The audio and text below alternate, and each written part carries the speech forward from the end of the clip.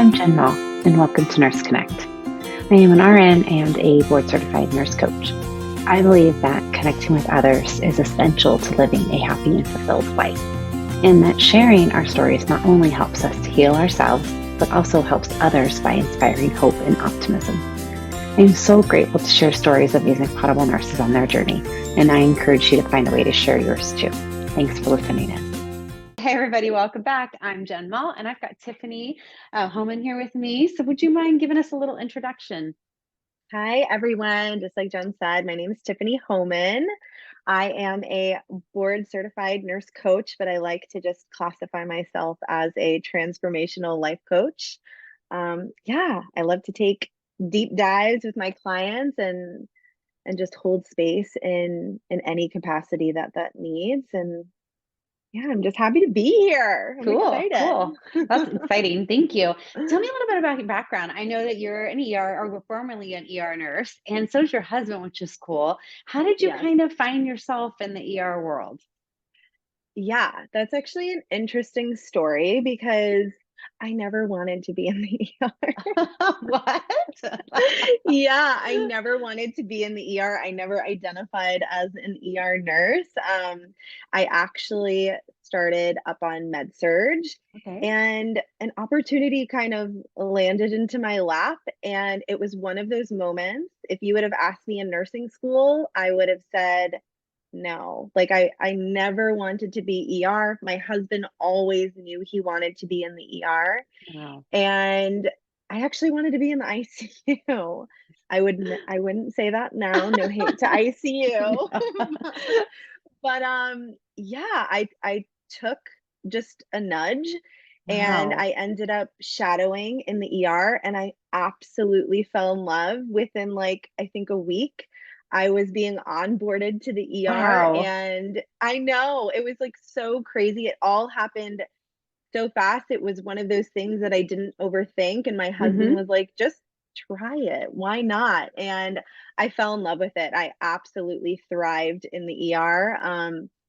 Yeah, I love the ER. I still to this day Yeah. really like the Yeah. ER. Former ER nurse myself. I feel like Oh, I didn't once a realize ER that. nurse, always an ER nurse. And it's like Yes. I've been out for almost 10 years now and it's hard to believe. And so then when I connect with some ER people, I'm like, oh, it's like a little kindred spirit.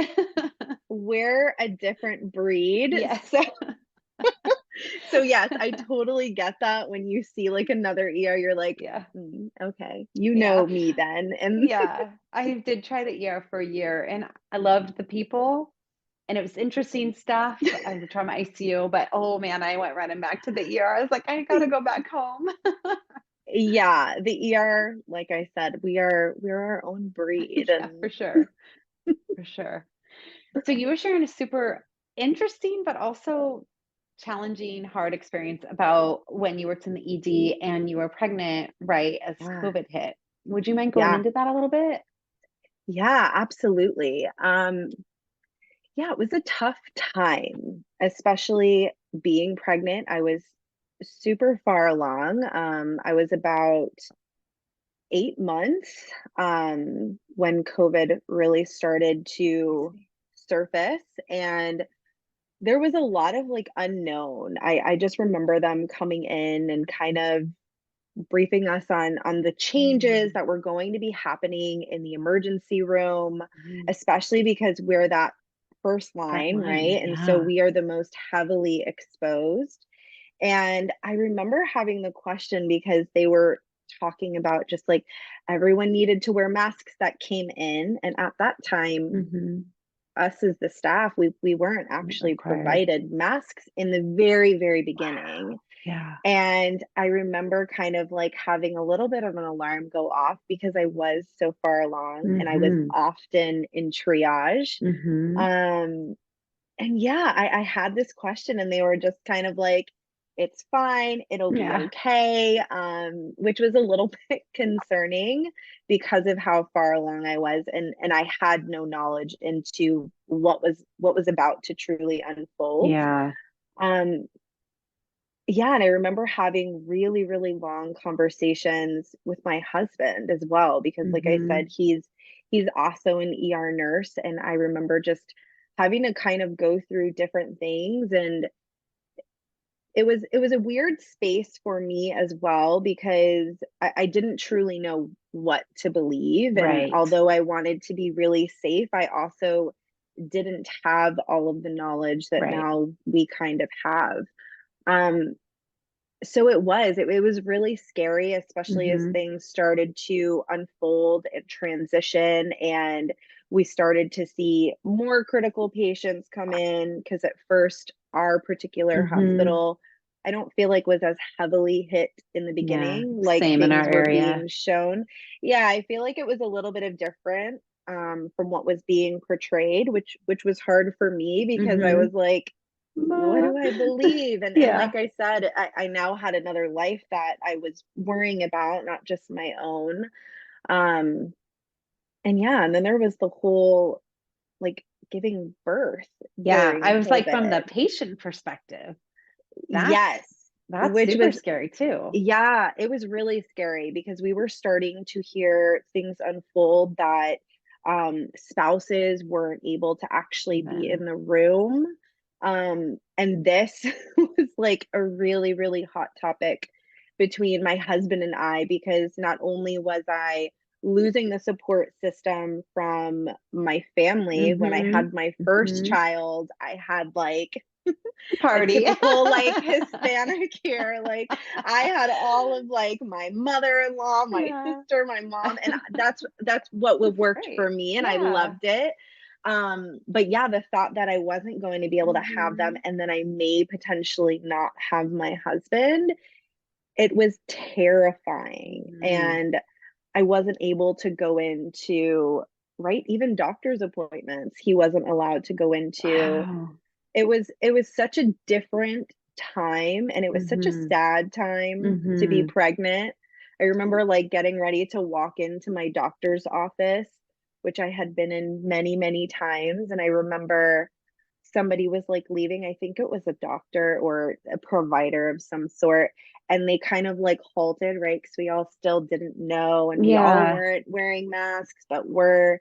And I remember feeling like so isolated, like I was plagued. And I was like, I'm just Oh. here to like have my baby checked. And I remember having to like sit in my car to be called. And I remember just like hysterically crying, Yeah. just being like, this is Wow. not how, like, it made me just, being pregnant during that time just put such a different perspective shift for me of like the isolation that people were feeling, because Mm-hmm. it was interesting. Like, as somebody who was still working, I worked up until the couple days before I Wow. delivered. Yeah. There was still this like community with the people I was working with. And Mm-hmm.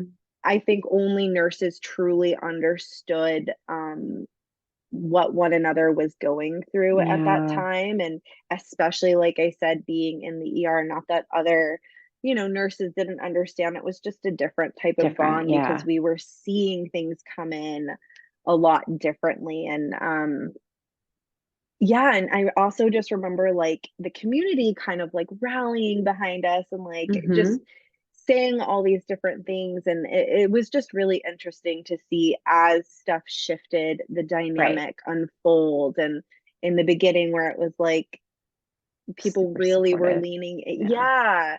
And it's obviously it's And then shifted it a lot shifted. now. Yeah. Yeah. But yeah, Yeah. it was a very, very interesting time to be pregnant and giving birth. And even like during labor, it was thankfully my team was super, super awesome. But Mm-hmm. again, it was like, because I was a nurse too, it was all this like, what am I allowed to do and Right. what's not allowed? And You couldn't yeah, just enjoy the experience. You yeah, had to think about all these other things that you shouldn't you have to be burdened with. you had to think about so much. And for me it was also really disheartening, because like my youngest or my only son at that time, like he didn't get to even like Mm-hmm. see his Mm. brother. And although he got to see him Yeah. after, it was still just like this piece that I think a lot of people, like I said, that didn't go through it at the time didn't. It was really sad, and it was Yeah. really, really difficult, to go through. And I don't think Yeah. anyone truly fully understands the pain that that was like, Hmm. unless if you did go through it. Yeah, absolutely. And so how do you feel like that impacted you going back to work in the ER and your experience as a nurse, um, all your different emotions? I mean, did you struggle with burnout yourself or anything along those lines? Absolutely. I think that I went back in a very heightened state, because like I said, not we started to understand things a little bit more, but I think by the time I went back, things started to get really, really Mhm. extreme. So I had Mhm. my son at the very beginning of COVID in March. And so by the time I went back, things really started to Right. escalate. At that point, we were then wearing like N95s and the head stuff and like all the different gear. And it was really, really tough on my personal family, like Mhm. my husband, myself, and I feel like even my kids just I think especially because I had a partner who was also experiencing the same thing, Mhm. the emotions were just heightened so much Mhm. more because we were having to make just really big decisions as to like where we went or what we did. Even going to grocery stores for me was like so Yeah. terrifying in the beginning. Like Wow. I didn't even leave my house because I was so scared. Um, Mm. and it actually, this is an interesting story too, but um, I had a huge fear around the formula shortage. Oh So gosh, I I forgot actually, about all that. Yeah. yeah, this was a Oh huge wow. fear. I actually, I know it's not for everyone, but I fed my first one with formula. Yeah. It didn't Yeah. work for me. I had a lot of things that were going on, and I had to really prepare myself for like, okay, I'm gonna have to mentally prepare to do something that kind of scares me a little bit when it came Sure. to breastfeeding. Not that I was Yeah. against it, it's just I have my own personal things from my Yeah, of past I had course. gone through. And so I was like, I can even like feel myself getting hot now, like thinking about it, Wow. where I was like, I may not be able to feed my baby. Oh, how And terrifying. like there was no formula within like a very far radius, Oh or if there wow. was, it was very limited. And so I'm like trying to hype myself up. I already have a under 2 year old that I am trying to manage. And now I'm going to have to try to navigate breastfeeding, which I've never done. I don't know if I can do, but I'm like kind of Wow. like, again, just in this space of like, I have to make this work. And thank Mhm. God it did. Thank God it was such Mhm. an amazing Mhm. experience and it was way better than I thought. But it was such a fear of like, am I even going to be able to feed my baby when he Mm. comes into this world? It was really that in itself was a huge stressor. And again, like having to navigate an under 2 year old, like he was Gosh. bare, not even two, and a newborn and COVID, and then working with it. I went into complete shutdown. I, Yeah. yeah, if Yeah. I'm What did being that look like for honest. you? Yeah, for me, I feel like it was a really, I can like talk about it now, but like thinking Mhm. back, it was really dark for me. Mhm. I remember just feeling so shut down. Like there were nights I would just lay on the Mm. floor and I would just watch my son play, but I had nothing to Right. give. Because I am the type of person, like if you know me, I love people and I love Mhm. connecting and I love being out in the Mhm. world. And I couldn't even bring my son to a park. Wow. And I Mm. remember one time my husband, I was just sobbing and I was like, I feel so like so dead inside. Like Mm. I felt so awful. And it's an awful place to feel when you have to take care of two Absolutely. babies. And you're also worried about what's going on when your husband goes to work because he was still working. Um, and yeah, I remember him like trying to cheer me up and he was driving me around town and we were just trying to find a park. Like that's all I A wanted. park that wasn't roped off I just wanted to go to a outside. park, and I Yeah. remember just like looking out the window, and with Mm. each park we passed, more and more Mm. tears flowed, and we eventually found this like an empty space that we could go out to, and you would have sworn I had like just won the lottery. Like to Wow. be able to see my son again, who like wasn't two, had no idea what was going Right. on in the world. And I think I was very protective of that, right? Where I was like, I would just want him to feel normal because I Yeah, felt of so course. not normal. And you just, there's nothing more than I think a parent wants is to Of just course. protect. Yeah. And so, yeah, just being able to watch him like play soccer and like kick the ball with his dad. And it was just like this breath of fresh air where I was like, okay, I can come up to breathe for like a Mm-hmm. minute before we Mm-hmm. go back into this like deep, dark abyss. Yeah. Yeah. How did you find yourself able to start turning that around? I thank God obviously for Mm-hmm. my husband. I think that my Mm-hmm. husband has gotten me through some dark, dark moments in my life. And so thankfully my family stayed pretty tight knit during COVID. Mm-hmm. Even though there was a little bit of being scared in the beginning, we all stayed really, really well That's connected. great. I don't think they realized how dark I was feeling. Yeah. But like I said, thankfully my husband was there, and it Mm-hmm. actually ended up being a little bit supportive for me when I did go back to work, Okay. because To I have that did like have that network and I had that network of yeah. people who weren't scared of me, Yeah. right? Like Oh, because wow. there was this feeling of isolation, and me too, of like kind of being scared as well, but there was something about being next to my coworkers and knowing Mm-hmm. like we can You be got it. connected, Yeah. and that they had my back, because they knew what I was going through and they could understand it. Wow.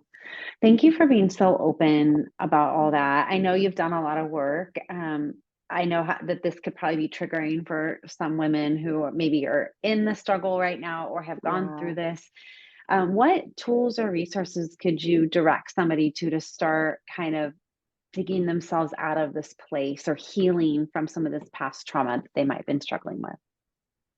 Yeah. So I always say, like, having a good support system. Mm-hmm. People are who can just look at you with complete non-judgment, Mm-hmm. even if they don't fully understand, just Yeah. having someone who can listen with an empathetic ear. Mm-hmm. Um, Definitely getting professional support Mm-hmm.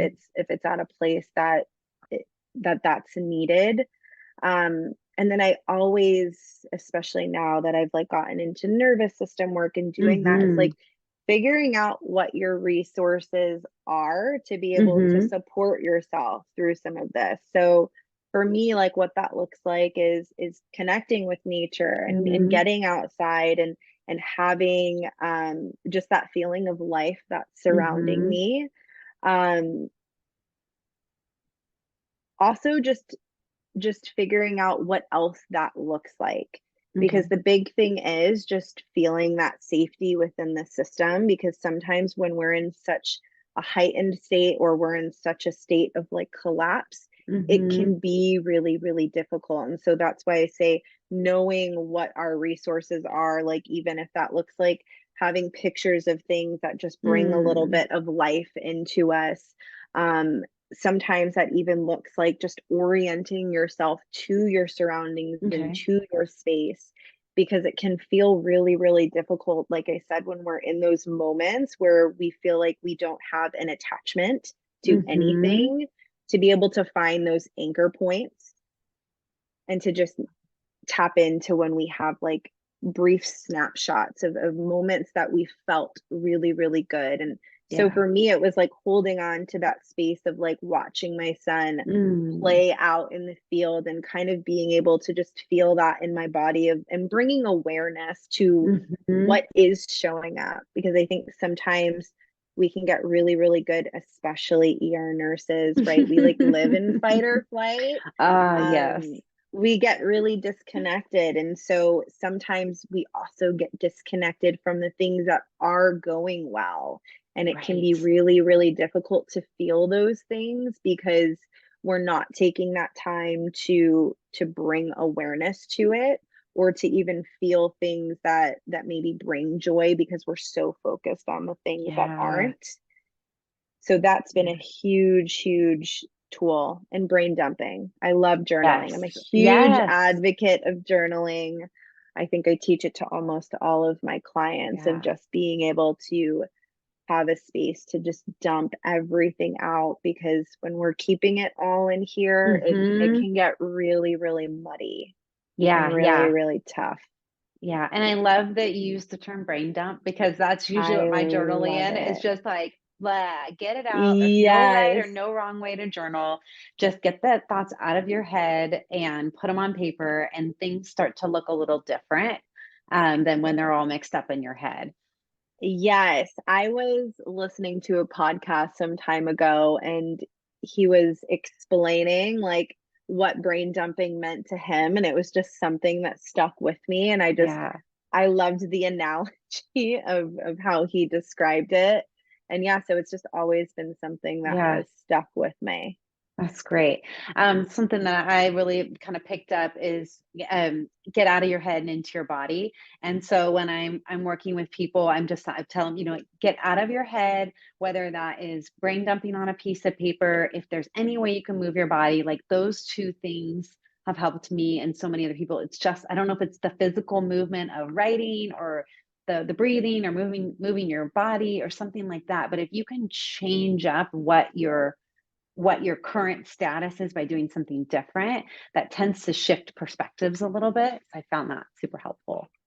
Absolutely. And that's why I'm also like, if you know me, I'm always dancing and listening to music, and that's a really good Right. resource and tool too, because sometimes people as well, like when they're in this state of either fight or flight, um, they can hear things like sit down and meditate. Mm, And that's actually really, really difficult to yeah. do, right? Because fight or flight is like, I perceive there's a tiger in the room. And so Yeah. for me, it was really difficult. And I didn't understand it until I had that connection of like, no wonder I can't sit down, because my body like Yeah. is ready to flee or it's ready to fight. And so it doesn't make sense for me to sit down and be able to meditate. That feels actually Hmm. more dysregulating. Mm, And so for me, it was actually being able to, go to the gym and move my body, yes. or to dance and to be able to release some of that energy.